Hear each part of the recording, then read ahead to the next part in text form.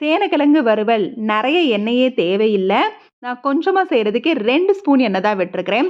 அப்படியே கல்யாண வீட்டு ஸ்டைல்ல இருக்கும். பார்த்தீங்கன்னா, இந்த அளவுக்கு சேனக்கிழங்க பொடிசா கட் பண்ணியிருக்கிறேன்.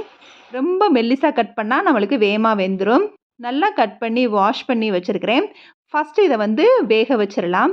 வேக வைக்கிறதுக்கு கொஞ்சமா உப்பு, மஞ்சள் தூள், அதோட அந்த நாக்கு அரிப்பு எடுக்காம இருக்கிறதுக்காக கொஞ்சம் புளி சேர்த்து, நல்லா தண்ணி ஊத்தி, இப்ப அடுப்புல கொதிக்க வச்சுர்றேன். நல்லா கொதிச்சதுக்கப்புறம் ஒரு 70% ஒரு 3/4 வேக்காடு வெந்தாலே போதும். நம்ம வந்து அத வந்து வடிச்சிரலாம். ஒரு கடாயில எண்ணெய் ஊத்தி, சோம்பு, கருவேப்பில போட்டு பொரிஞ்சதுக்கு அப்புறமா இஞ்சி பூண்டு பேஸ்ட் போட்டு, அப்புறமா வந்து வேக வச்ச கிழங்க வந்து போடணும். நான் இஞ்சி பூண்டு பேஸ்ட் போட்டது அந்த கிளிப்பு வந்து டெலீட் ஆனதுனால காட்ட முடியல.